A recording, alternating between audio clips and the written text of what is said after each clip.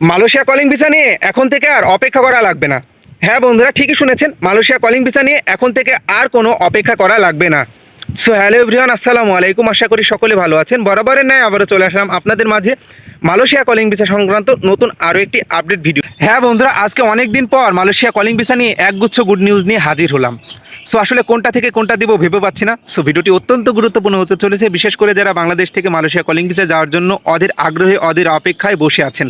So first of all আমি যে বিষয়টা দিয়ে শুরু করতে যাচ্ছি, আপনারা এই বিষয়টা অনেকে অবগত আছেন যে মালয়েশিয়া কর্মী নিয়োগের ব্যাপারে কিন্তু নতুন একটা আইন জারি করেছে। আপনারা সকলে দেখেছেন যে ফরেন যে সকল কান্ট্রি থেকে তারা কর্মীগুলো নিয়োগ দিত, বর্তমান সময়ে কিন্তু এই কর্মী নিয়োগের সময়সীমা অর্থাৎ কর্মী নিয়োগের যেই কার্যক্রম আগের তুলনায় একটু কমিয়ে তাদের নিজেদের দেশের কর্মীদের উপর কিন্তু আস্থা রেখে তাদের নিজেদের দেশের কর্মীগুলোকে বিভিন্ন সেক্টরে পাঠানোর একটা পরিকল্পনা করছে উচ্চ বেতনে। ফরেন কান্ট্রি থেকে কোটা কিন্তু কমিয়ে এনে নিজেদের দেশের কোটাগুলো কিন্তু বর্ধিত করতে যাচ্ছে, অর্থাৎ তাদের নিজেদের দেশের কর্মীদের উপর কিন্তু তারা একটা আস্থা রেখেছে। সো আস্থাটা কিন্তু তারা পেয়েছে।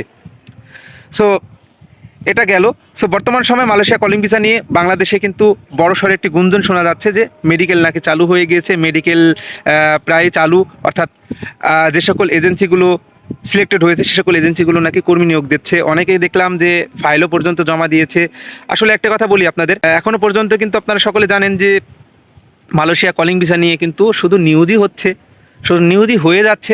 এখনও পর্যন্ত কিন্তু ওই রকম কোনো আপডেট কিন্তু এখনও পাওয়া যায়নি, শুধু মুখের কথাটাই আমরা শুনতে পাচ্ছি। আমরা যেটা শুনছি সেটা আপনাদের জানাচ্ছি। তবে এই প্রেক্ষিতে আমি কিছু কথা বলবো, সেটা হচ্ছে কি, আগে যে সকল সরকারের যে সকল কার্যক্রমগুলো ছিল, কূটনৈতিক কার্যক্রম অর্থাৎ কূটনৈতিক কার্যকলাপ কিন্তু বাড়ানো হয়নি, এখনও কিন্তু বাড়ানো হয়নি। শুধু মুখেই তারা বলতে পারে, কাজের দিক থেকে শূন্য।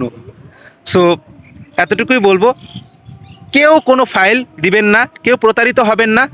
এই যে নতুন আইন জারি করছে মালয়েশিয়া, এটা থেকে কিন্তু বাংলাদেশি না, যে সকল ফরেন কান্ট্রি থেকে কর্মীগুলো যেত, অর্থাৎ ফরেন কান্ট্রিদের কিন্তু ভাগ্য কিন্তু বন্ধ হচ্ছে, অর্থাৎ তালা লেগে যাচ্ছে।